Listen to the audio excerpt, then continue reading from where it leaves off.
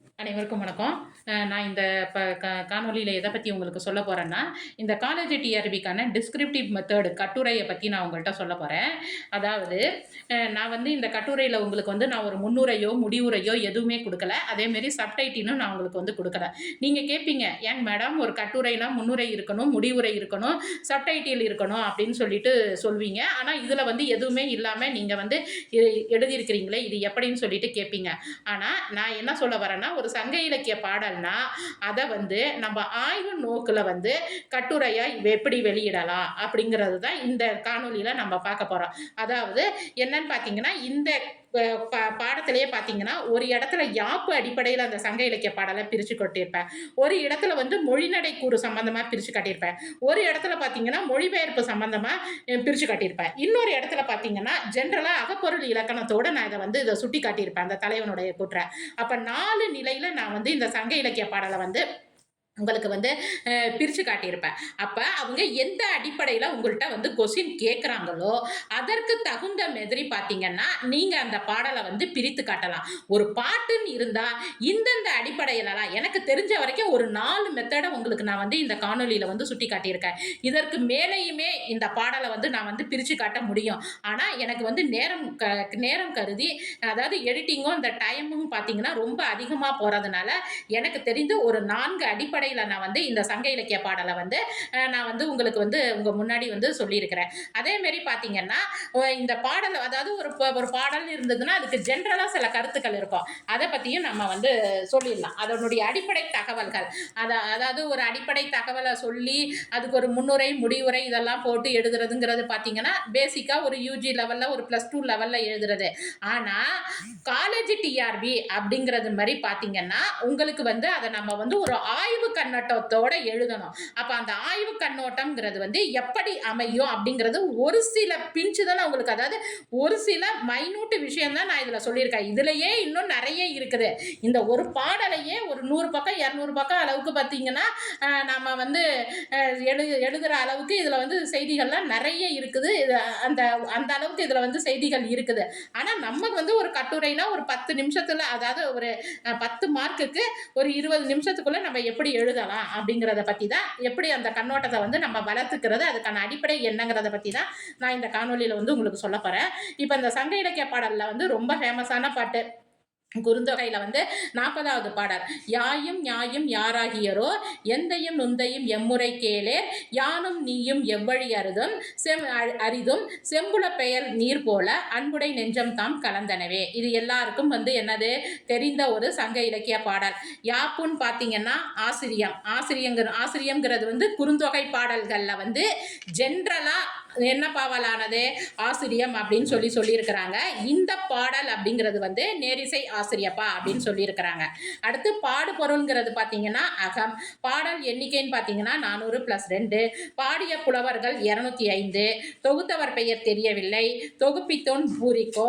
அடி எல்லைன்னு பார்த்தீங்கன்னா 4, 8. விதிவிலக்காக 2 பாடல்கள் 307, 391 அடிகள்ல, அதாவது அடிகள்ல இடம்பெற்று, அதாவது 307, 391 என்ற 2 பாடல்கள் மட்டும் 9 அடிகள்ல அமைந்திருக்குது. அதே மாரி இதற்கு வந்து பதிப்பித்தவர், அதாவது உரை எழுதாமல் வெறும் பதிப்பு மட்டும் செய்தவர் பார்த்தீங்கன்னா சீவை தாமோதரம் பிள்ளை. இதற்கு உரையும் பதிப்பும் சேர்த்து எழுதினவர் பார்த்தீங்கன்னா தான் சௌரி பெருமாள் ஐயங்கார். அத வந்து சொல்லியிருக்கிறாங்க. சௌரி பெருமாள் அரங்கன், ஐயங்கார் கிடையாது, மன்னிக்கணும், அரங்கன். இதை வந்து பார்க்கலாம். முதலில் பதிப்பித்தவர், ஏன்னா இதை பற்றிய ஒரு விரிவான விளக்கத்தை வந்து நான் உங்களுக்கு வந்து பதிப்பு பற்றியும் உரையாசிரியர்கள் பற்றியும் சொல்லும்போது நான் இப்போ வந்து அந்த விளக்கத்தை வந்து நான் உங்களுக்கு அங்கே கொடுக்குறேன். இப்போ இதுக்கு உரையாசிரியர்கள்னு சொல்லி பார்த்தீங்கன்னா, முதல் 380 பாடல்களுக்கு பேராசிரியர் உரையும், எஞ்சிய 20 பாடல்களுக்கு நச்சினார் உரையும் இருக்குதுன்னு சொல்றாங்க. ஆனா அது வந்து தற்போது கிடைக்கப்பெறவில்லை. அடுத்து 2வது பார்த்தீங்கன்னா திருக்கண்ணபுரம் திருமாளிகை சௌரி பெருமாள் அரங்கன் வந்து பார்த்தீங்கன்னா 1915 வந்து இதற்கான இதை வந்து வெளியிட்டிருக்கிறாங்க. அடுத்து உவே சாமிநாத ஐயருடைய உரை வந்து பார்த்தீங்கன்னா 1937 82வது வயதுல வெளியிடுறாரு. அதனுடைய மறுபதிப்புகள் எப்பன்னு சொல்லி பார்த்தீங்கன்னா பார்த்தீங்கன்னா 1947, 1955, 1962. 4வதா பார்த்தீங்கன்னா பேவே சோமசுந்தரனார் 1937 இதுக்கு வந்து என்ன பண்ணியிருக்கிறாங்கன்னா உரை எழுதியிருக்கிறாங்க. நீங்க வந்து இந்த அடியளவு, பாடிய புலவர்கள், பாடல் எண்ணிக்கை இதையெல்லாம் கொடுக்கும்போது காலேஜ் டிஆர்பி படிக்கிறவங்க கட்டாயம் உரையும் பதிப்பும் கொடுத்தே ஆகணும். ஏன்னா ஒரு காலேஜ் லெவலில், ஏன்னா இதெல்லாம் படிக்கிறது பார்த்தீங்கன்னா ஒரு யூஜி லெவல், பிஜி லெவல், +2 லெவலுக்கே வந்துருச்சு. இதெல்லாம் சமச்சீர் கல்வியிலலாம் பார்த்தீங்கன்னா இதெல்லாம் +2 லெவல்லே இருக்குது. அதனால் நீங்கள் காலேஜ் லெவல் படிக்கும்போது உரைனா என்னன்னு தெரிஞ்சுட்டு படிங்க, உரையாசிரியர்கள் யாருன்னு தெரிஞ்சுக்கிட்டு படிங்க, பதிப்புனா என்னன்னு தெரிஞ்சுக்கிட்டு படிங்க. அடுத்து பார்த்தீங்கன்னா சிறப்பு, இந்த நூலினுடைய சிறப்புன்னு பார்த்தீங்கன்னா உரையாசிரியர்களால் அதிகம் மேற்கோள் காட்டப்பட்ட நூல். பாடியவர் பார்த்தீங்கன்னா செம்புல பெயர் நீரார். அதாவது இவருடைய இயற்பெயர் என்னது அப்படின்னு சொல்லி தெரியல. அந்த பாடல் வரியினுடைய, அந்த பாடலினுடைய சிறப்பு கருதி அந்த பாடல்ல இருந்த ஒரு பெயரை, அதாவது ஒரு வரி, அதாவது ஒரு தொகை சொல்ல எடுத்து இவருக்கு வந்து பேர் வச்சிருக்கிறாங்க. திணைன்னு பார்த்தீங்கன்னா குறிஞ்சி, கூற்றுன்னு பார்த்தீங்கன்னா தலைவன், துறைன்னு பார்த்தீங்கன்னா இயற்கை புணர்ச்சி புணர்ந்த பின்னர் பிரிவர் என கருதி அஞ்சிய தலைமகளின் குறிப்பு வேறுபாடு கண்டு தலைமகன் கூறியது. துறை விளக்கம் பார்த்தீங்கன்னா ஊழ் வழியால் ஒருவரை ஒருவர் கண்டு காதலித்து முதல் கூட்டம் பெற்ற பின்னர் தலைவனின் பிரிவை நினைந்து அஞ்சிய தலைவியை தேற்றும் வகையினாலே தலைவன் கூறியது இது. அதாவது கருத்து என்னன்னா, நான் உன்னை பிரிய மாட்டேன் அப்படின்னு சொல்லி சொல்றது. அதாவது இனி பிரிவென்பது நிகழாது என்பதா. இதுக்கு விளக்கம் பார்த்தீங்கன்னா, என் தாயும் நின் தாயும் எம்முறையில் உறவினர், என் தந்தையும் நின் தந்தையும் எவ்வகையிலே உறவினர், யானும் நீயும் எவ்வழியினாலே ஒருவரை ஒருவர் உரியவர் என அறிந்தோம். செந்நிலத்து பெய்யும் மழை நீரானது பெய்தவுடன் மண்ணுடன் கலப்புற்று செந்நிறமானது போல முந்தைய பழக்கமற்ற நம்முடைய அன்பு கொண்ட நெஞ்சங்கள் நாம் கண்டதும் தாமே தம்மீர் கலந்து ஒன்றுபட்டனவே அப்படின்னு சொல்லியிருக்கிறாங்க. இதுதான் அந்த பாடலினுடைய அடிப்படை விளக்கமாக இருக்குது. இதுலேருந்து நம்ம ஒன்றா பார்த்துட்டு போகலாம். எப்படியெல்லாம் நம்ம அந்த பாடலை வந்து நம்ம பார்க்கலாம் அப்படின்னு சொல்லிட்டு ஒவ்வொரு நிலையில காட்டுறேன். நான் மறுபடியும் சொல்கிறேன், இதை நான் வந்து கட்டுரைங்கிறதுக்கு வந்து இன்னென்ன ஐடியாஸ் இருக்குது, இதை எப்படியெல்லாம் பார்க்கலாம், இந்தந்த அடிப்படையில் இந்த இதை வந்து ஒரு ஆய்வு பண்ணலாம் அப்படிங்கிறதுக்கு அடிப்படை நிலையிலான சில செய்திகள் எல்லாம் சொல்கிறேன். இதற்கு மேலும் கருத்துக்கள் உங்களுக்கு தெரிஞ்சதுன்னா அதை நீங்கள் முன்னுரை, சப்டைட்டில் எல்லாமே போட்டு கொடுத்துக்கங்க. அதாவது வானத்து பெயர் செந்நிலத்தில் தானே வீழ்ந்து அதன் நிறத்தை பெற்று கலந்தது போல யானும் நின்னோடு கலந்து நின் வயம் ஆயினேன்.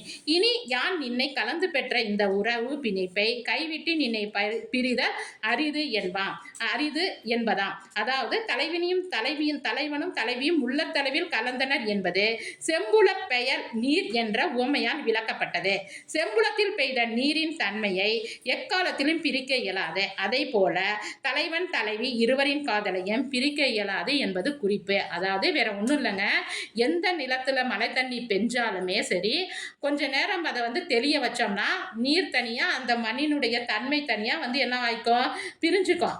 ஆனா செந்நிறம், அதாவது செம்மண் நிலத்துல பெய்த மழை நீரை வந்து அந்த மாரி என்ன பண்ண முடியாது, பிரிக்க முடியாது. அந்த செம்மண் நிலத்துல வந்து மழை பெஞ்சதுன்னா அந்த மழை தண்ணி அப்படியே தான், அந்த கலராகவே தான் இருக்கும், அதனுடைய தன்மை வந்து மாறாது.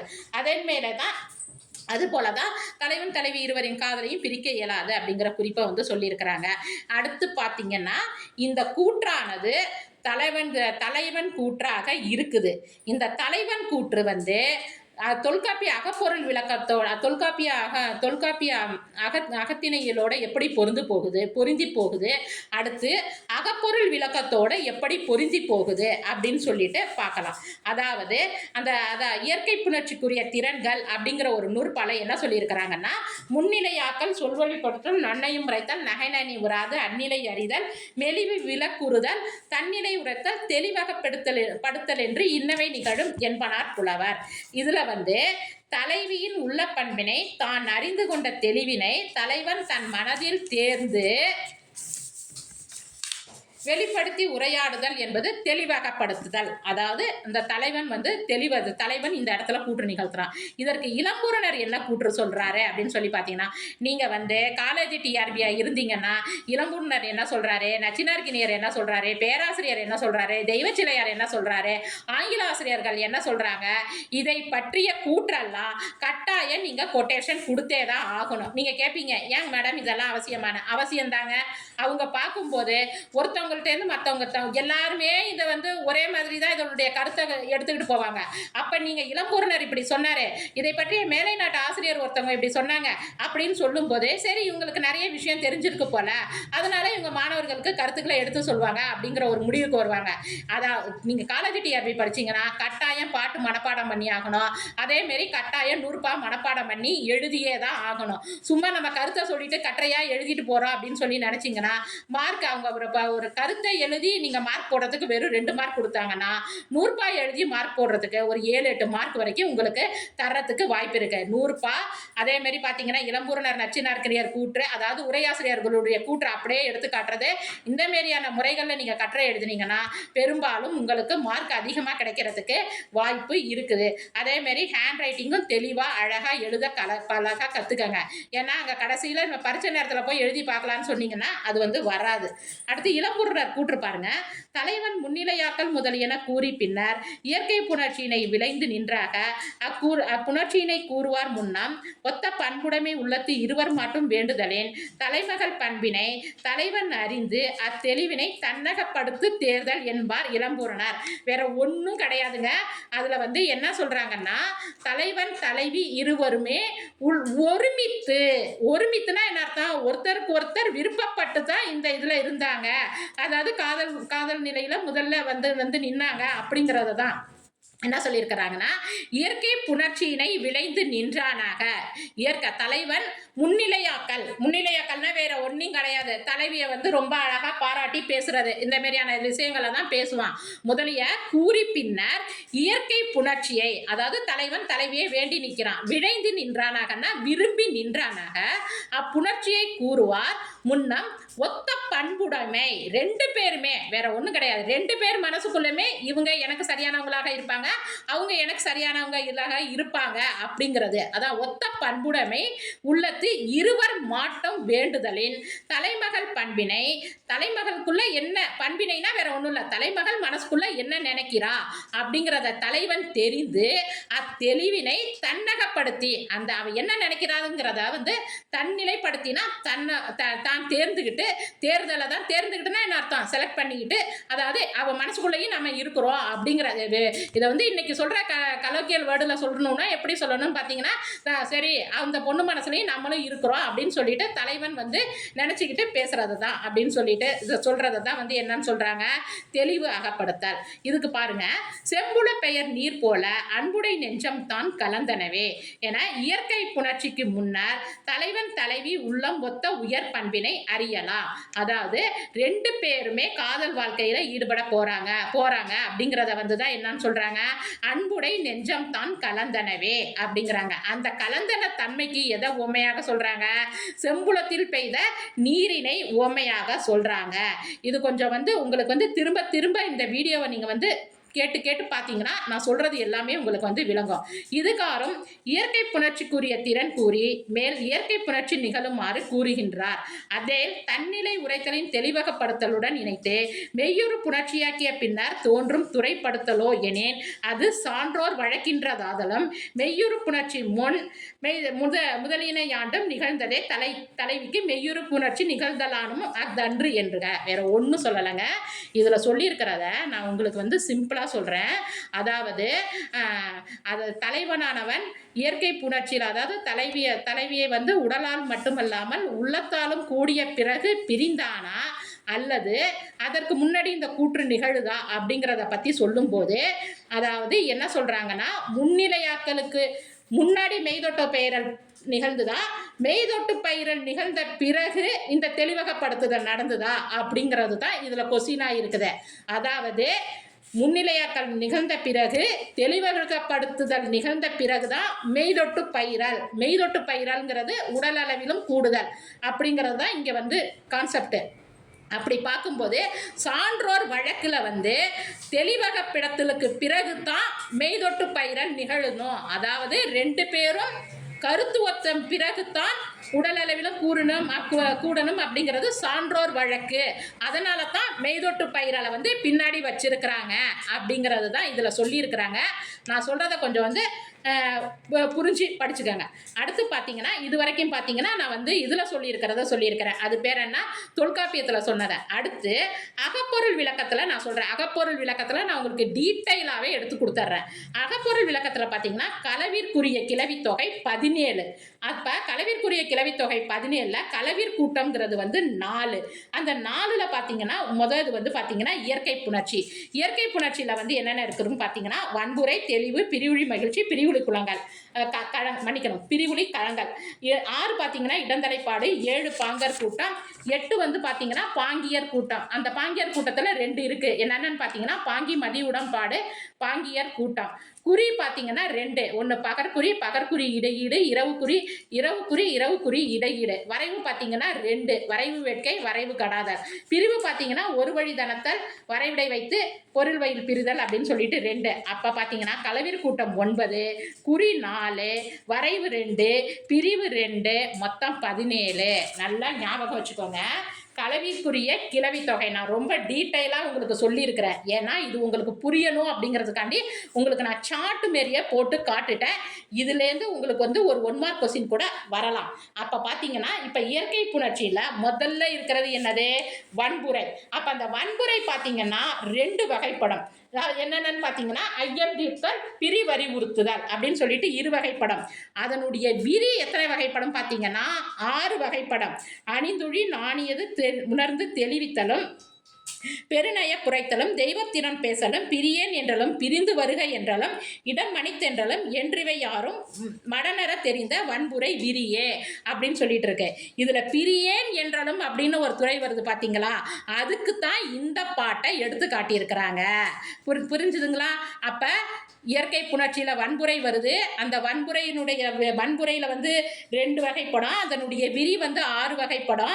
அந்த 6 வகையில வந்து பாத்தீங்கன்னா பிரியன் என்றால் அப்படிங்கிற ஒரு கூற்று வருது. அந்த பிரியன் என்றால் அப்படிங்கிறதுக்கு தான் எதை கொடுத்துருக்குறாங்க, இந்த யாயும் நியாயாகியரும் அப்படிங்கிற பாடலை கொடுத்துருக்குறாங்க. தொல்காப்பியம் வந்து சங்க இலக்கியம் வந்துச்சு, தொல்காப்பியம் அதுக்கு முன்னாடியே இருந்துச்சு. அதை தாண்டி பல 100 ஆண்டுகள் கடந்துதான் அகப்பொருள் விளக்கம் வருது. அப்ப அதுலேருந்து இது எத்தகைய நிலைக்கு மாறி வந்திருக்கு அப்படிங்கிற அந்த படிநிலை வளர்ச்சியை கூட நீங்க வந்து சுட்டி செல்லலாம். அதாவது ஒரு பாடல்னு எடுத்துக்கிட்டீங்கன்னா அந்த பாடலுக்குரிய விளக்கம் தொல்காப்பியத்தில் என்ன சொல்லியிருக்கிறாங்க, அகப்பொருள்ல என்ன சொல்லியிருக்கிறாங்க, இதற்கு பின்னாடி பிற இலக்கியங்கள் வரையறை இலக்கணங்கள்னு, அதாவது நம்பி அகப்பொருள்னா அகப்பொருள் சம்பந்தமான அதற்கே சில இலக்கணங்கள் இருக்கும், புறப்பொருள்னா அதற்கே சில இலக்கணங்கள் இருக்கும், அணினா அதற்கே சில இலக்கணங்கள் இருக்கும். அப்படிப்பட்ட வரையறை இலக்கணங்கள்ல என்ன சொல்லி இருக்கிறாங்க அப்படிங்கிறத கூட நீங்க எடுத்து பார்க்கலாம். இவ்வளவு தூரம் டெப்தா பார்க்கணுமா மேடம்னா பார்த்து தாங்க ஆகணும். இது வந்து உங்க காலேஜ் டிஆர்பி லெவலு. நீங்க வந்து எல்லாரும் என்ன நினைச்சிட்டீங்க, சும்மா ஒரு 2 பக்கத்தை பார்த்து மனப்பாடம் பண்ணிட்டு எழுதிட்டு போகலாம்னு நினைச்சீங்கன்னா அந்த மாதிரி நம்மளால வந்து என்ன பண்ண முடியாது, மார்க் வந்து எய்ம் பண்ண முடியாது. ஏன்னா உங்க பேப்பரை திருத்த போறவங்க எல்லாம் அந்த துறையில வந்து ரொம்ப எமினியன்டான பர்சன் தான் வருவாங்க. அதுக்கு அவங்களுக்கெல்லாம் இந்த விஷயம் ஒரு சின்ன விஷயம், நமக்கெல்லாம் வந்து வேணா இது வந்து ஒரு பெரிய விஷயமா தோணலாம். அவங்களுக்கெல்லாம் வந்து டக்குன்னு அவங்கள ஒரு கட்டுரை எழுத சொன்னாங்கன்னா அவங்க கையிலேருந்து இதெல்லாம் அப்படியே சரளமாக வந்து போயிட்டே இருக்கும். அப்போ அவங்களுக்குலாம் இது சின்ன விஷயமா தான் படும், நமக்கு தான் இதெல்லாம் பெரிய விஷயமா படுது. இவ்வளோ தூரம் சிந்திக்கணுமான்னு கேட்டிங்கன்னா சிந்திக்க கொஞ்சம் பழகிக்கங்க. இல்லை இப்படியெல்லாம் பார்க்குற முறைகள் இருக்குது அப்படின்னு தெரிஞ்சுக்கிட்டு எல்லாருமே பயிற்சி எடுங்க. எல்லாரும் பிறக்கும் போதே எல்லாத்தையும் கற்றுக்கிட்டு வர்றது கிடையாது, நீங்களும் கற்றுக்கங்க, அவ்வளவுதான். இது பிரியன் என்றதற்கு யாயும் யாராகியோரோ செய்யுள் எடுத்துக்காட்டுள்ளது. இதுவரை காதல் நிலையிலான தலைவன் கூற்று தொல்காப்பியம் மற்றும் அகப்பொருள் விளக்கம் வழி விரித்துரைக்கப்பட்டது.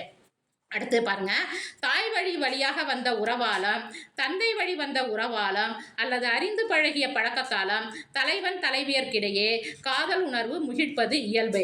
இவை ஏதும் இல்லாத போதும், அதாவது 2 பேரும் பெற்றவங்களே பார்த்து செஞ்சு வைக்கிறதும் உண்டு, இது இல்லாமலும் உண்டு அப்படிங்கிறதான். இவை ஏதும் இல்லாத போதும் அன்புடை நெஞ்சங்கள் கண்டளவில் தாம் கலந்தனவாதலால் அந்த கலப்பு தெய்வத்தின் அருளால் வந்தது என்கின்றனர். அந்த தெய்வ அருள் பிரியாதிருக்கவும் செய்யும் என்று கூறுகின்றனர். இதில் தெய்வம் என்பது ஊழ் என்ற செய்தியோடு தொடர்பு படுத்தி காட்டப்பட்டுள்ளது. வேற ஒன்றும் கிடையாதுங்க. அதாவது தலைவன் தலைவிக்குள்ள எந்தவித தொடர்புமே அவங்க அப்பா அம்மாக்குள்ளேயும் எந்தவித சம்மந்தம் கிடையாது. அதாவது மாமா பையனோ அத்தை பையனோ முறை பையனோ ஒரு சம்மந்தமும் கிடையாது. அப்படிப்பட்ட சூழ்நிலையிலும் என்ன பார்த்தீங்கன்னா 2 பேருக்குள்ளேயும் காதல் வந்தது அப்படிங்கிறத தான் இதில் வந்து சொல்லியிருக்கிறாங்க. அந்த காதலுக்கான காரணம் என்னன்னு சொல்லியிருக்கிறாங்க. முன் போன ஜென்மத்தோட நம்மலாம் இன்னைக்கு பேச்சு வழக்கில் சொல்கிறோம்ல முன் ஜென்ம தொடர்பு அப்படின்னு சொல்கிறாங்கல்ல. அதாவது என்ன சொல்லுவாங்க, போன ஜென்மத்தில் சொன்னேன் விட்ட குறைய தொட்ட குறைய அப்படின்னு சொல்லுவாங்கல்ல. அந்த மாரியான ஒரு தொடர்பில தான் தலைவனும் தலைவியும் இணைந்தார்கள் அப்படிங்கிறாங்க. இதை வந்து தொல்காப்பியத்தில் எப்படி சொல்லியிருக்கிறாங்க அப்படின்னு பார்த்தீங்கன்னா, ஒன்றே வேறே என்றிரு பால்வையன் ஒன்றி உயர்ந்த பாலது ஆணையன் ஒத்த கிழவனும் கிழத்தியும் காண்ப மிக்கோனாயினும் கடிவரை இன்றே. இதில் காதல் என்பது விதியின் வசத்தால் உண்டாவது. அதனாலும் ஒருவனும் ஒருத்தியும் உடலாலும் உள்ளமும் இணைந்து நல்வாழ்வு வாழும் இல்லறத்தின் பயனாக அவ்விருவரையும் ஒவ்வொரு பிறவியிலும் சேர்த்து வாழ வைப்பதும் பிரித்து விழச் செய்வதா. அதான் சேர்த்து வாழ வைப்பதுக்குன்னு ஒரு சில இலக்கியங்கள் இருக்குன்னா, பிரித்து வாழ வைக்கிறதுக்கு நம்ம அந்த சிலப்பதிகாரத்துலலாம் கோவலனும் கண்ணகியும் பிரிஞ்சது, நலவென்பனத்துல நலனும் தமயந்தியும் பிரிஞ்சதெல்லாம் என்ன பண்றாங்க, பிற்கால வாழ்க்கையில பிரிந்து வாழ்வாங்க. அதைத்தான் நம்ம இங்க நினைச்சு பார்க்கணும். அதற்கு காரணமும் ஊழ் தான். அதே மாதிரிதான் பிறவிலும் சேர்த்து வாழ வைப்பதும் பிரித்து வாழ செய்வதும் இருவகை ஊழினால் நிகழ்வது ஆகும்.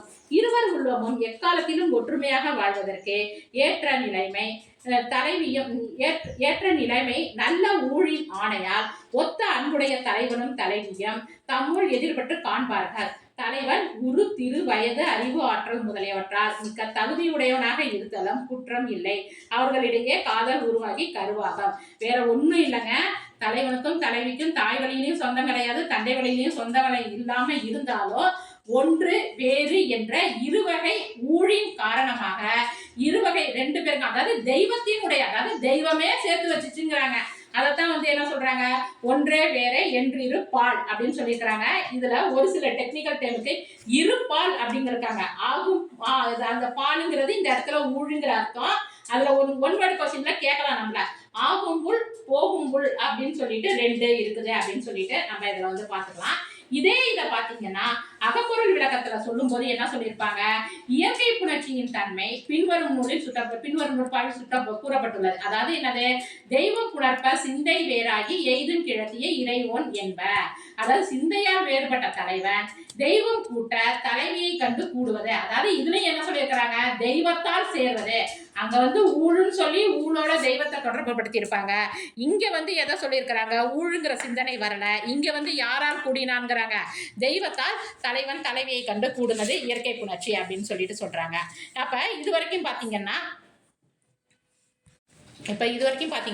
நம்ம அந்த சங்க இலக்கிய பாடலை வந்து அந்த தலைவனோட கூற்றை வந்து நம்ம எப்படி எதோடு ஒப்பிட்டு பார்த்தோம், அகப்பொருள் விளக்கத்தோடையும் தொல்காப்பியத்தோடையும் அதை வந்து தலைவனுடைய கூற்றை வந்து நம்ம ஒப்பிட்டு பார்த்தோம். அடுத்து பார்த்தீங்கன்னா இந்த சங்க இலக்கிய பாடலை வந்து யாப்புங்கிற அடிப்படையில் எப்படியெல்லாம் பார்க்கலாம் அப்படிங்கிற அதை தான் இப்போ நான் எழுதியிருக்கிறேன் பாருங்க. சங்க இலக்கிய பாடல்களை தனி வகையில் சங்க இலக்கியம் என்ற சொல்லால் சுட்டினாலும் தனி வகையில் அவை அனைத்தும் உணர்ச்சி நிறைந்து யாப்பால் அமைக்கப்பட்டவை ஆகும். அப்ப இன்னைக்கு இருக்கிற மாரி புது கவிதையோ மரபு கவிதையோ அந்த மாதிரிலாம் கிடையாது. அதுங்க வந்து முழுக்க யாப்பால் கட்டமைக்கப்பட்ட கவிதைகள் தான் என்னது, சங்க இலக்கிய பாடல்கள். அதற்கு வந்து ஒரு கூற்று கொடுத்திருக்கிறேன் பாருங்க, ஆங்கில ஆசிரியர் ஒருத்தவங்க. கவிதையாவது யாப்பினால் ஆக்கப்பெறுவதும் அப்படின்னு சொல்லிட்டு யார் சொல்றாருன்னு பாத்தீங்கன்னா ஜான்சன் என்பதில் கவிதைக்கு யாப்பு என்பது இன்றியமையாதது என்பது புலனாகிறது அப்படின்னு பாத்தீங்கன்னா, இந்த ஒரு சில பேர் என்ன சொல்றாங்க, அதாவது இந்த ஆங்கில நம்மளுடைய திறனாய்வாளர்களே ஒரு சில பேர் என்ன சொல்றாங்க, கவிதைக்கு யாப்பு தேவைன்னு சொல்றாங்க. ஒரு சில பேர் வந்து கவிதைக்கு வந்து யாப்பு தேவையில்லைன்னு சொல்றாங்க. ஆனா இப்ப ஏற்கனவே ஒரு டெஃபினேஷன் எப்படி கொடுத்துட்டேன், கவிதையாவது யாப்பினால் ஆக்கப்படுவது. அப்ப வேண்டான்னு சொல்றவங்களுடைய கூற்றை மறுதளிக்கிற மாரி நம்ம ஒரு கருத்து, அதை வந்து நிறுவுற மாரியான ஒரு கூற்றை வந்து நம்ம வந்து சொல்லணும். அப்ப பாத்தீங்கன்னா இந்த ஒருத்தரை வந்து அதாவது லே அண்ட் அப்படிங்கிற ஒருத்தருடைய கருத்தை வந்து எடுத்து கொடுத்துருக்கிறேன். இந்த மாரி இந்த மேற்கோள் ஆசிரியர்கள் பெயரெல்லாம் கட்டாயம் கொஞ்சம் படிச்சுக்கோங்க. ஏன்னா லாஸ்ட் டைம் UGTRBல கூட எட்கர் ஆலன் பவுடைய கூற்றை வந்து நமக்கு வந்து கேட்டாங்க. கவிதை யாப்புளவில் எழுத வேண்டும் என்பதில்லை, உரைநடை வாயிலாகவும் கவிதையை உணர்த்தலாம் என்று சிலர் கூறுவர். இது இது தவறான கருத்து. கவிதை உணர்வு செம்மையுறுதற்கு யாப்பு வடிவம் மிகவும் இன்றியமையாததாகும். யாப்பு வடிவம் இல்லையேல் கவிதையின் அழகு ஆற்றல் முதலியவை நிறைவு பெறா என்பார் லே அண்ட் என்பவரது கூற்று. கவிதைக்கு யாப்பு வடிவம் எத்துணை அவசியமானது என்பதனை விளக்கி உரைத்துள்ளது. அதாவது அந்த லே அவுட்டினுடைய கூற்று எத்துணை அவசியமானது அப்படிங்கிறத விளக்கி இருக்கிறாங்க. அவ்வகையில் சங்க இலக்கிய பாடல்கள் அனைத்தும் யாப்பினால் வடிவமைக்கப்பட்டு சிறந்த வகையில் அமைந்துள்ளன. குறுந்தொகை என்பது அடியளவால் குறைந்த வரையறை உடையது என்றாலும் பொருள் சிறப்பால் உயர்ந்த எல்லை உடையது. நல்ல குறுந்தொகை என்ற அடைமொழியே இதன் சிறப்புக்கு சான்றாய் அமைந்துள்ளது. அது மட்டுமின்றி உரையாசிரியர்களால் அதிக அளவில் மேற்கோள் காட்டப்பட்ட நூல் என்ற பெருமையுடையது குறுந்தொகை. இத்தகைய சிறப்பு வாய்ந்த குறுந்தொகை யாப்பு அடிப்படையில் மிகச் சீரிய கட்டுக்கோட்பாடுடன் விளங்குகின்றது. அது என்னன்னு சொல்லி பற்றி தான் நான் உங்களுக்கு இனிமே உள்ள இதில் நான் உங்களுக்கு சொல்ல போகிறேன். மேற்கூறிய சங்க இலக்கிய பாடலை ஆசிரியப்பாவின் வகையான நேரிசை ஆசிரியப்பாயில நம்ம அடக்கி கூறலாம். ஏன்னா ஈற்று அயலடி இதில் முச்சீராக இருக்கும். பார்த்தீங்கன்னா தெரியும், செம்புல பெயல் நீர் போல அப்படிங்கிறது ஈற்று அயலடி என்னவா வந்திருக்குது, 3 சீர்களால் வந்திருக்குது. அப்போ 3 சீர்களால் வந்திருக்கிறதுனால இதை நம்ம என்ன பண்ணுறோம், நேரிசை ஆசிரியப்பா அப்படின்னு சொல்லியிருக்கிறேன். இந்த பாட்டு எல்லாத்தையுமே நான் உங்களுக்கு சீர் பிரித்து கொடுத்துருக்கிறேன். அதாவது இந்த பாடலை எப்படின்னு பார்த்தீங்கன்னா, நான் உங்களுக்கு இது ஒவ்வொரு இதையும் நான் இதில் வாய்ஸால் என்னால் எப்படி கணக்கை எப்படி வாயால் போட முடியாதோ அதேமாரி இதை நம்ம சீர்பார்த்து பிரிக்கிறதையும் நம்ம வாயால் சொல்ல முடியாது. இதில் நீங்கள் நான் அதை அப்படியே போட்டிருக்கிறேன். நீங்கள் என்னென்ன அப்படிங்கிறத ஜூம் பண்ணி பார்த்துக்கங்க. இதில் ஒரே ஒரு இடத்துல மட்டும் நமக்கு சீர்பிரிச்சு பார்க்கறதுல சிக்கல் வரும். அந்த இடத்த மட்டும் நான் உங்களுக்கு சொல்றேன். அதாவது 2வது லைன்ல பாத்தீங்கன்னா, எந்தையும் நுந்தையும் எம்முறை கேளீர் அப்படின்னு இருக்கும். இதுல எந்தை அப்படிங்கிறது பாத்தீங்கன்னா குறில் மெய்யெழுத்து நேர். தைங்கிறது என்னது, ஐகாரம். ஐகாரம்ங்கிறது என்ன வருதுன்னு பாத்தீங்கன்னா, ஐகார குறுக்கமாக வரும்போது பாத்தீங்கன்னா இதுல என்னன்னு சொல்லி பாத்தீங்கன்னா, இதை என்னவா எடுத்துக்கணும், ஒரு மாத்திரை அளவா எடுத்துக்கணும். அப்படி பாத்தீங்கன்னா இது இரு குறில்ல. ஏன்னா ஐகாரம்ங்கிறது சீரும் தலையும்.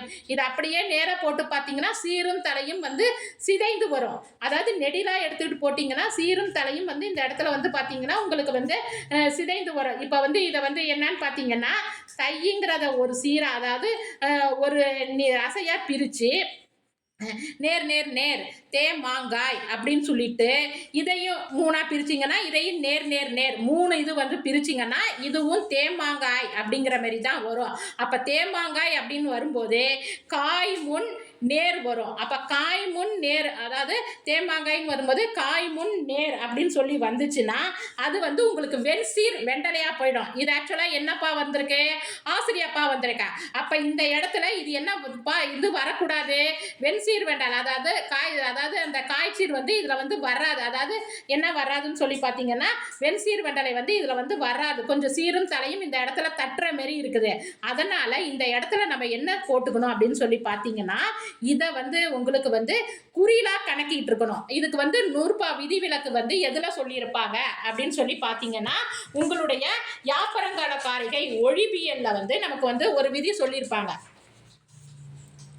அதாவது அந்த ஒழிபியல்ல முதல் நூறுபாவே பார்த்தீங்கன்னா, சீரும் தலையும் சிதையில் சீரிய அளவோடு ஆறும் அறிவர் அல்கு பெருமை ஐகார நைவேர் ஓரும் குறிலியர் ஒற்றளபாய் விடின் ஓர் அழகாம் வாரும் வடமும் திகழும் முகில் முளை வானுதலே. அது ஆக்சுவலாக உங்களுக்கு நான் இந்த இடத்துலையே இந்த நூற்பா கொடுக்கணும்னு நினச்சேன். நான் அதை உங்களுக்கு சொல்ல இப்போ வாய்ஸ் ஓவரில் கொடுக்குறேன். அதாவது ஐகார நைவேர் ஓரும் குறிலியல், அதாவது ஐகாரம்ங்கிறது எதை போல நம்ம கணக்கிட்டுக்கணுங்கிறாங்க, குறிலை போல நம்ம கணக்கிட்டு இருக்கணும் அப்படின்னு சொல்றாங்க. அந்த இடத்துல மட்டும் கொஞ்சம் நமக்கு இதாகுது. நமக்கு என்னவா குறிப்பிட்டிருக்கணும்னா குறிலாம் நம்ம குறிப்பிட்டுக்கணும். அப்ப நம்ம தலைன்னு சொல்லி பார்த்தோம்னா ஏற்கனவே நமக்கு தெரியும், மாமுன் நேர் வந்துச்சுன்னா நேரொன்றாசிரியர் தலை, விலமுன் நிறை வந்துச்சுன்னா நிறையொன்றாசிரியர் தலை, மாமுன் நிறையும் விலமுன் நேரும் வந்துச்சுன்னா இயற்சீர் வெண்டலை. அப்ப ஆசிரியப்பாவின் பொது இலக்கணத்தை நம்ம இதோட ஒப்பிட்டு காட்டணும். நீங்க கேட்பீங்க இதெல்லாம் தேவையா மேடம் அப்படின்னுட்டுன்னு. ஆனா நமக்குரிய பாடத்திட்டம் கொடுக்கும் போது அந்த செக்ஷன் பில ஒரு 4 இது சொல்லியிருக்கிறாங்க. அதாவது நம்மளுடைய பாடத்துல வந்து பார்த்தீங்கன்னா, நம்மளுடைய தேர்வு முறை அவங்களுடைய இது எப்படி இருக்கும் அப்படின்னு சொல்லி பார்த்தீங்கன்னா, 2 லெவல்ஸ். அதாவது உங்களுக்கு நான் அந்த பேஜ் நம்பர் 18 பாருங்க. நமக்கு குடுத்த அனௌன்ஸ்மென்ட்ல பேஜ் நம்பர் 18ல ஒரு இது குடுத்துருக்காங்க பாருங்க. இதையெல்லாம் நல்லா கூர்ந்து கவனிங்க. ஏன்னா அவங்க ஏதோ ஒரு 199 பக்கத்துக்கு என்னத்தையோ குடுத்துட்டு போயிட்டாங்கன்னுலாம் நினைக்காதீங்க. இத அடிப்படை தான் உங்களுக்கு வந்து கேள்விகள் அமைய போகுது. அதாவது ரிவைஸ்டு ப்ளூம்ஸ் டாக்ஸானமி அப்படின்னு ஒண்ணு இருக்குது. 2வது கொடுத்துருக்காங்க பாருங்க. பேப்பர் 2ல அப்ளையிங், அனாலிசிங், எவல்யூட்டிங், கிரியேட்டிங் அப்படின்னு சொல்லிட்டு, அதாவது அவங்க எப்படி கேள்வி அப்படி அப்ளை பண்ணுவாங்க, அதாவது கேள்வி கேட்பாங்கன்னு பண்ணி பார்த்தீங்கன்னா, ஒரு ரூல்னு இருந்துச்சுன்னா அதை அப்ளை பண்ணணும். அதாவது ஏதாவது ஒரு இது செய்தின்னு இருந்துச்சுன்னா அதை அனலைஸ் பண்ணணும், அது சரியா தப்பான. அடுத்து எவால்யூவேட் பண்ணணும். அடுத்து பார்த்தீங்கன்னா கிரியேட் பண்ணணும். வேற ஒன்றும் கிடையாது. இப்போ வந்து ஒரு வெண்பாவினுடைய இலக்கணம்னு சொன்னாங்கன்னா அது நூலில் வந்து நம்ம எப்படி அப்ளை பண்ணி காட்டணும். இதைத்தான் வந்து என்னன்னு சொல்றாங்க, அப்ளையிங். அப்போ இந்தந்த முறையில் தான் நம்மளுடைய ஆன்சர் இருக்கணும். அடுத்து அனலைசிங், அடுத்து எவால்யூவேட்டிங், அடுத்து கிரியேட்டிங். இதெல்லாம் எப்படி அப்படிங்கிறதுக்கு ஒவ்வொரு இதுக்குமே நான் உங்களுக்கு தனித்தனியா கட்டுரை எப்படி இதன் அடிப்படையில் தான் நீங்க கட்டுரை எழுதணும். அதை விட்டுட்டு என்கிட்ட ஒரு 10 புக் இருக்குது, அந்த புக்ல இருந்து எடுத்து 10 பக்கத்தை பார்த்து 10 மனப்பாடம் பண்ணிட்டு போறேன் அப்படிங்கிறது வந்து இதற்குரிய எக்ஸாமினேஷன் பேட்டர்னாக இருக்காது. ஏன்னா அவங்க கொடுத்துட்டாங்க, revised blooms taxonomy, applying, analysing, evaluating, creating.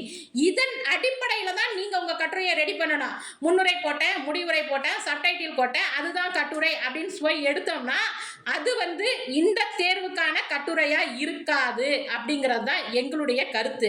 அப்போ இது ஒன்னொன்றுத்துக்கும் எப்படி கட்டுரை எழுதணும் அப்படிங்கிறத பற்றி பார்த்தீங்கன்னா, நாங்கள் வந்து உங்களுக்கு வந்து விரிவாக ஒவ்வொரு டைப்புக்கும் பார்த்தீங்கன்னா எங்களுக்கு, ஏன்னா எங்களுக்கெல்லாம் வாரம் ஒரு கட்டுரை தான் நான் உங்களுக்கு வந்து இதில் கொடுக்க முடியும் யூடியூப்பில். ஏன்னு சொல்லி பார்த்தீங்கன்னா எனக்கான அதுக்கான கால அளவு அதிகமாக போயிட்டே இருக்கிறதுனால என்னால் ஒரு கட்டுரை தான் வாரத்துக்கு யூடியூப் கொடுக்க முடியும். நான் வந்து அது வந்து கூடிய சீக்கிரம் வந்து இந்த 4 டைப்புக்கும் நாங்கள் இந்த இதில் சொல்லியிருக்கிற அந்த டைப்புக்கு வந்து நான் கொடுக்கறதுக்கு வந்து நான் முயற்சி பண்ணுறேன். அடுத்து பார்த்தீங்கன்னா அதை தான் சொல்கிறாங்க, அதாவது அப்ளை பண்ணி பார்க்கணும். இப்போ நேரிசை ஆசிரியப்பாவினுடைய பொது இலக்கணம் என்ன அப்படிங்கிறத இதில் நீங்கள் வந்து அப்ளை பண்ணி காட்டுங்க. அதைத்தான் வந்து சொல்கிறேன். அப்போ ஆசிரியப்பாவின் பொது இலக்கணம் பாருங்க, அடிதோறு 4 சீர்களை பெற்று வரும். அதாவது அன்புடை, நெஞ்சம், தாங்கலன், தனவே அப்படிங்கிறதுல 1 2 3 4 சீர் வந்திருக்கு. அதுக்கப்புறம் பாருங்க, பெரும்பாலும் ஈரசை சீர்களாகிய மாச்சீர், விளச்சீர், ஆசிரிய உருச்சீர்கள் பெற்று வரும். அதாவது நான் என்னென்ன புளிமா குவிலம் வந்திருக்கிறத வந்து நான் எடுத்து காட்டியிருக்கிறேன். அடுத்து பார்த்தீங்கன்னா வஞ்சி உரிச்சீர்கள் வராது. அடுத்து பார்த்தீங்கன்னா நேரொன்றாசிரிய தலையும் நிறையொன்றாசிரிய தலையும் வரும், பிற தலைகளும் வரும். அதாவது நேரொன்ற ஆசிரியர் தலைக்கும் நான் உங்களுக்கு எடுத்து காட்டியிருக்கிறேன். அதே மாதிரி பார்த்தீங்கன்னா நேரொன்ற ஆசிரியர் தலைக்கு வந்து என்ன சொல்லியிருக்கிறேன், மாமுன் நேர் வந்தால் நேரொன்ற ஆசிரியர் தலை எப்படி வருது, விலமுன் நிறை வந்துச்சுன்னா நிறையொன்ற ஆசிரியர் தலை எப்படி வருது, வியர்சீர் வெண்டலை எப்படி வந்தது அப்படிங்கிறதுக்கெல்லாம் நான் உங்களுக்கு வந்து எடுத்து காட்டியிருக்கிறேன். இது குறைந்தது 3 அடிகள் கொண்டும் மிகுதியாக பாடுவோரின் எண்ணப்படி மிக்கும் வரும். இதில் பார்த்தீங்கன்னா உங்களுக்கு வந்து 5 அடி வந்துள்ளது. அடுத்து ஈற்றடியின் இறுதி சீர் ஏ ஐ ஓ இ ஆய் என் என்னும் அசைகளுள் ஒன்றை கொண்டு முடியும். ஏகாரத்தால் முடிவதே சிறப்பாகும். கலந்தனவே U+A என ஏகாரத்தால் முடிந்தது. அகல் ஓசை பெற்று வரும் அகவல் ஓசை உடையதால் அகவற்பா எனவும் பெயர் பெறும். இதுல நான் உங்களுக்கு வந்து இந்த ஓசையினுடைய வகைகளை கூட எடுத்து காட்டியிருக்கிறேன். அதாவது பாத்தீங்கன்னா நேரொன்றாசிரியர் தலையால் வந்தா ஏந்திசை அகவல், நிறையொன்றாசிரியர் தலை, அதாவது ஓசைங்கிறது 3 வகைப்படும். அதாவது என்னென்ன ஓசைங்கிறது வந்து அகவல், இது 3 வகைப்படும். ஏந்திசை அகவல், தூங்கிசை அகவல், ஒழுகிசை அகவல். இதுல பாத்தீங்கன்னா நேரொன்றாசிரியர் தலையால் வந்தால் ஏந்திசை அகவல், நிறையொன்றாசிரியர் தலையால் வந்தால் தூங்கிசை அகவல், நேரொன்றாசிரியர் தலையும் நிறையொன்றாசிரியர் தலையும் விரைவி வருவது ஒழுகிசை அகவல். இப்பாடல்ல பாத்தீங்கன்னா நேரொன்றாசிரியர் தலையும் வந்திருக்கு, நிறையொன்றாசிரியர் தலையும் வந்திருக்கு, ஒழுகிசை அகவல். நீங்க உடனே கேட்பீங்க, ஏங் மேடம் இயற்சீர் வெண்டலை வந்திருக்கே அப்படின்னு சொல்லிட்டு. பல தலைகள் விரைவி வரது வந்து வஞ்சிப்பால வரும். அங்க வரும்போது அதற்கான விளக்கத்தை நான் கொடுக்குறேன். பெரும்பான்மையும் இதுல வந்து என்ன வந்திருக்குன்னு பாத்தீங்கன்னா நேரொன்றாசிரியர் தலையும் நிறையொன்றாசிரியர் தலையும் வந்திருக்கு. அடுத்து பாத்தீங்கன்னா ஈற்றையலடி முச்சீர் வந்ததுனால் இது வந்து நேரிசை ஆசிரியப்பா. இதுல அடுத்து இப்ப வந்து யாப்பு அடிப்படையில இந்த பாடலை வந்து எப்படி பார்க்கறதுன்னு சொல்லிட்டு நான் உங்களுக்கு எக்ஸ்பிளைன் பண்ணிட்டேன். அடுத்து இதுல வந்து சில மொழிநடை கூறுகளும் அந்த மொழிநடை கூறுகள் அடிப்படையில சில இலக்கண செய்திகளும் இருக்குது. அதை பற்றி பார்க்கலாம். நான் அப்படியே எழுதியிருக்கிறேன். நான் உங்களுக்கு வாசிச்சுக்கிட்டே அப்படியே வந்து உங்களுக்கு சொல்கிறேன். ஏன்னா இதெல்லாம் நீங்கள் நேரில் கிளாஸில் இருந்தீங்கன்னா நம்மளாம் எக்ஸ்பிளைன் பண்ணுறதுக்கு ஈஸியாக இருக்கணும். இன்றைக்கி நம்ம வந்து இந்த சமூக ஊடகங்கள் மூலமாக இது செய்கிறதுனால இது கொஞ்சம் சிரமமாக தான் இருக்குது. இருந்தாலும் கொஞ்சம் முயற்சி பண்ணி பாருங்கள். சங்க இலக்கிய ஆசிரியர்கள் சந்தம் போன்ற ஓசை ஒழுங்குகளை கையாள ஒரு சில உத்திகளை கையாண்டுள்ளனர். நடையோடு தொடர்புடைய ஒரு சில செய்திகள் இலக்கண அமைப்போடு தொடர்புடையன. இப்போ பாருங்க, யாயா அதாவது நடைக்கும் இலக்கண அமைப்புக்கும் தொடர்பு இருக்குது. யாயும் நியாயம், எந்தையும் நுந்தையம், யானும் நீயும். இதுல ஞாய் ஞாய், யாய் ஞாய், எந்தை நுந்தை, யான் நீ போன்ற எதிரிடை சொற்கள் வந்து பயன்படுத்தி இருக்கிறாங்க. எப்போதுமே சரி, நம்ம பேரலா இருக்கிறது மட்டும் இல்லாம ஆப்போனண்டா இருக்கிறதும் நமக்குள்ள எப்படி இருக்கும், நமக்கு வந்து ஒரு ஈர்ப்பு இருக்கும். அதே மாதிரி தான் இந்த எதிரிடை சொற்களுக்குள்ளேயுமே நமக்குள்ள என்ன இருக்குது, ஒரு ஒழுங்கமைவு இருந்து படிக்கிறதுக்கு எப்படி இருக்குது, ரைமிங்கா இருக்குது. அதாவது என்னது, ஒரு ஓசை ஒழுங்குல இருக்குது. இதில் காணப்படும் சொல் ஒழுங்குகள் பாடலுக்கு நடையில் ஒருங்கமைவை தோற்றுவிக்கின்றன. யாய் என் தாய், ஞாய் உன் தாய். இதில் இன்று யாய் ஞாய் போன்ற சொற்கள் வழக்கிழந்து விட்டன. அதே சமயத்தில் இதோடு தொடர்புடைய 2 செய்தியையும் சுட்டி காட்டியிருக்கான் பாருங்க. இதே போன்று யாய் என்ற சொல்லாட்சி குறுந்தொகையினுடைய 10வது பாடல யாய் ஆகியலோ விளவும் முதல் ஆட்டி. இதில் யாய் என்பது என் தாயை போன்ற முதுமை உடையலும் மாணவளை என குறிப்பிடப்படுகிறது. இதே போன்று 9ஆம் பாடலில் யாய் ஆகியலோ மாயோலே என்பதில் யாய் என்ற சொல்லாட்சி இடம்பெற்றுள்ளது. இவற்றிலிருந்து சங்ககால வழக்கில் யாய் என்ற சொல் இடம்பெற்றிருந்தமை புலனாகின்றது. அந்த யாய்ங்கிற சொல்லோட தொடர்புடைய பிற சொற்களையும் நாம எடுத்து காட்டணும். அதே போல் இது குறித்த விளக்க உரையில் ஊவேசா கருத்து, ஏன்னா ஊவேசாவினுடைய குறுந்தொகை பதிப்பு வந்து சிறந்ததா சொல்லுவாங்க. அப்ப அதனுடைய ஒரு உரை கருத்தை எடுத்து உங்களுக்கு நான் இதுல சுட்டி காட்டியிருக்கிறேன் பாருங்க. யாயும் நியாயம் என்ற 40ஆம் பாடல் விசேட உரையில் யார் என்பது தன்மையோடு தொடர்புடையது. யாய் என்பது தன்மையோடு ஒட்டுதலின் முறைப்பெயர் எனினும் உயர்தினையாம். அதாவது வேற ஒன்றும் கிடையாதுங்க.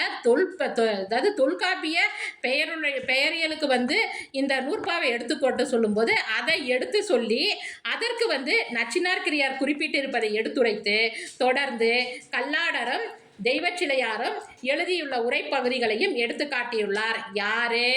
ஊவேசா தன்னுடைய உரையில யார சொல்லி, தொல்காப்பியரை சொல்லி, நச்சினார்கினியரை சொல்லி, கல்லாடரை சொல்லி, தெய்வச்சிலையார சொல்லி இந்த பாட்டுக்கு வந்து உரை கொடுத்திருக்கிறாரு. புரியுதுங்களா? அதைத்தான் நான் வந்து இதில் வந்து உங்களுக்கு சொல்லியிருக்கிறேன். இன்று இந்த சொல் வழக்குகள் மறைந்து அவன் தாய் அவள் தாய் என்று குறிப்பிடுகிறோம். இதில் நம் மொழியின் மிகச்சிறந்த சொல் வழக்குகளை நாம் படிப்படியே இழந்து விடுகிறோம். அதாவது இன்னைக்கு நம்ம வந்து என்ன பண்ணிட்டோம், இதையெல்லாம் படிப்படியாக இழந்து விட்டுக்கிட்டு வர்றதையும் நம்ம இந்த இடத்துல வந்து சொல்லணும். அடுத்து இந்த அப்படிங்கிற இடைச்சொல் பாருங்க. இதில் என்ற இடைச்சொல்லை ஞாய் ஞாய், எந்தை நுந்தை, யான் நீ போன்ற சொற்களுடன் இணைத்து யாயும் நியாயம், எந்தையும் நுந்தையம், யானும் நீயும். இதில் என்ற இடைச்சொல் சிறப்பு என்னும் பொருளில் கையாளப்பட்டுள்ளது. அதாவது பார்த்தீங்கன்னா எச்சம் சிறப்பே ஐயம் எதிர்மறை முற்றை எண்ணே தெரிநிலை ஆக்கம் என்று அப்பால் எட்டே உண்மை சொல்லே என்பதில் உள்ள 8 பொருட்களில் சிறப்பு என்னும் பொருள் என்னும் இடைச்சொல் கையாளப்பட்டுள்ளது. அதாவது வேற ஒன்றும் இல்லைங்க. நம்ம இதுக்கு வந்து எடுத்துக்காட்டு பார்த்தீங்கன்னா உங்களுக்கு வந்து இதில் பாடத்தில் பார்த்தீங்கன்னா குறவரும் மருளும் குன்றத்து படினே அப்படின்னு சொல்லிட்டு தொல்காப்பியத்தில் சொல்லியிருப்பாங்க. இதில் பாருங்க யாயும் நியாயம், எந்தையும் நுந்தையம், யானும் நீனும் அப்படின்னு ஒரு சிறப்பை கொடுக்கறதுக்காண்டி அவர் யாய் ஞாய், அதாவது என்ன சொல்லியிருக்கலாம், எந்தை நுந்தை, யான் நீன் அப்படின்னு சொல்லிட்டு வெறுமலை சொல்லிட்டு போயிடல.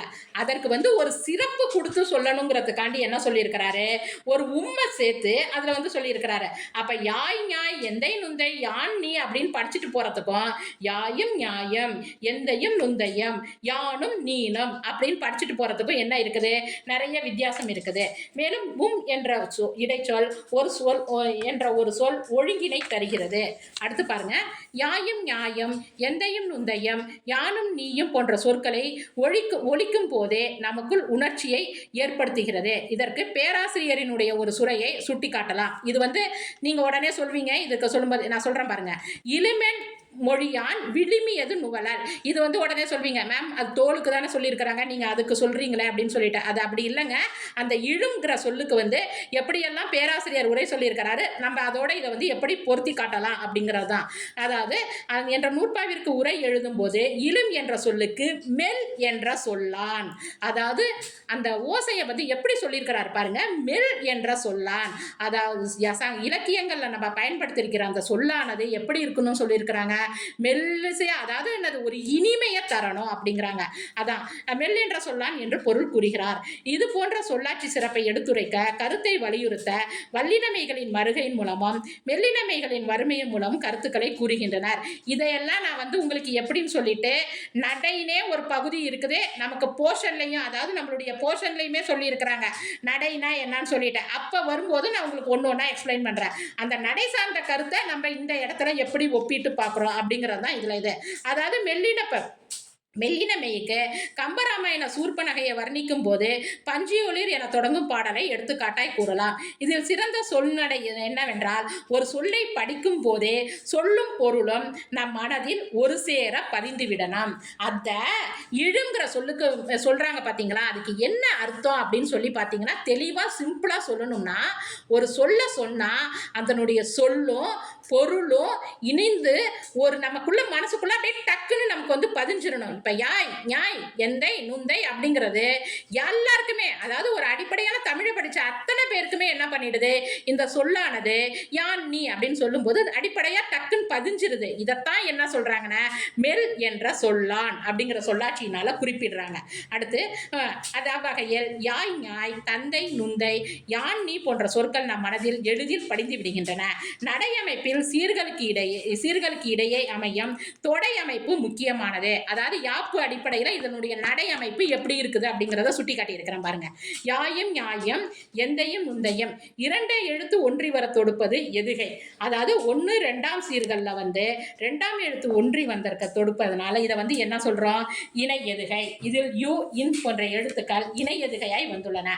அதே மாதிரி பாருங்க, யாயும் ஞாயம் எந்தையும் நுந்தையும் யானும் நீனம். இதை நான் முதலையே உங்களுக்கு என்ன சொன்னேன், எதிரிடை சொற்கள்னு சொன்னேன். ஆனா இலக்கண அமைப்புல இதை சொல்லும்போது எப்படி சொல்றாங்க, முரண் அப்படின்னு சொல்றாங்க. இதில் யாய் ஞாய் எந்தை நுந்தை யான் நீ போன்ற சொற்கள் முரண் தொடையாய் வந்துள்ளன. 1 2 சீர்களில் இணை முரணாய் 1 2 3 அடிகள்ல வந்துள்ளது. அப்ப இத்தகைய இணை எதுகை இணை முரண் மற்றும் இடைச்சொற்களின் இணைவு போன்றவை பாடலுக்கு இனிய ஓசை நயத்தை தருகின்றன. இப்ப மொழிநடையான அமைப்புக்கு வந்து எப்படி இலக்கண கூறு துணை நிற்குது அப்படிங்கிறத இதுல நான் உங்களுக்கு சொல்லியிருக்கிறேன். அடுத்து பாருங்க, இந்த பாடலை சீரிய ஒழுங்கமைவும் சொல்லாட்சி அமைப்பும் நம்மொழி கற்றவருக்கு எளிதில் புரியும்படி அமைந்துள்ளது மட்டுமில்லாமல் பிற மொழியில் மொழிபெயர்க்கும் போது கூட சிறந்த மொழிபெயர்ப்பாய் அமைய எளிமையான சொற்களை தந்து விடுகிறது.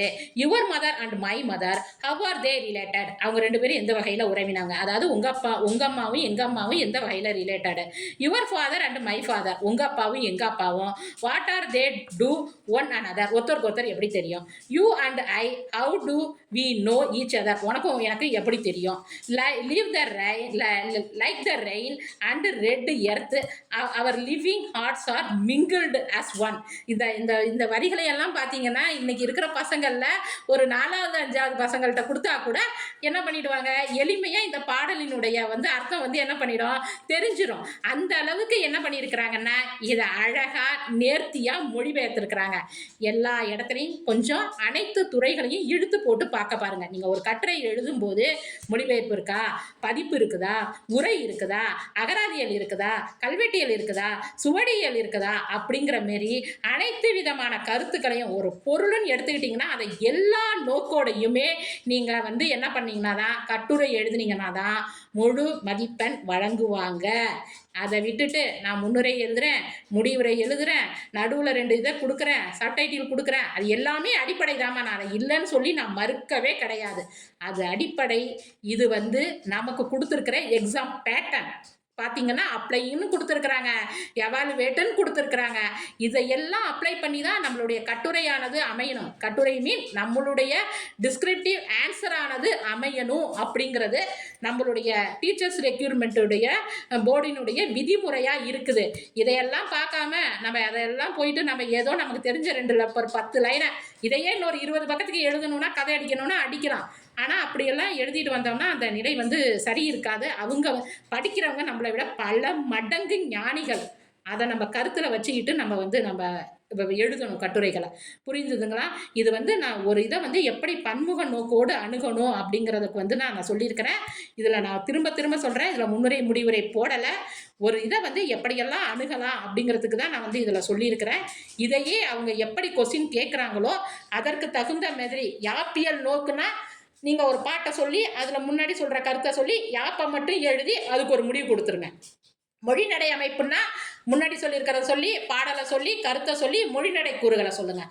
மொழிபெயர்ப்பு சொன்னாங்கன்னா முன்னாடி அந்த முன்னுரை மேரிக்கு அந்த சில அடிப்படையான செய்திகளை சொல்லி பாடலை சொல்லி கருத்தை சொல்லி இந்த மொழிபெயர்ப்பு தொடர்பாக உள்ளதை சொல்லிடுங்க. அதேமாதிரி அகப்பொருள் விளக்கத்தோட பொருத்தி காட்டுங்க அப்படின்னாங்கன்னா அந்த அகப்பொருள் தொடர்பானதை பொருத்தி காட்டுங்க. அதனால தான் நான் இதுக்கு வந்து முன்னுரை முடிவுரை கொடுக்காம சப்டைட்டில் கொடுக்காம வச்சிருக்கிறேன். இல்லை கொடுக்க தெரியாமல் கிடையாது. இதை பொதுநிலை நோக்கோட நீங்கள் எப்படியெல்லாம் தனித்தனியாக ஒரு இதையே ஒரு 4 கட்டுரையாக எப்படி பிரித்து காட்டலாம் அப்படிங்கிறதுக்கு தான் நான் இதில் சுட்டி காட்டியிருக்கிறேன். அதேமாரி இந்த பாடலை வந்து ஆங்கிலத்தில் மொழிபெயர்த்தவர் யாருன்னு பார்த்தீங்கன்னா எம் சண்முகம் பிள்ளை டேவிட்டோட இதை வந்து மொழிபெயர்த்திருக்கிறாரு. இதுதான் ஒரு கட்டுரையை வந்து அணுகிற முறையாக நாங்கள் வந்து சொல்லியிருக்கிறோம்.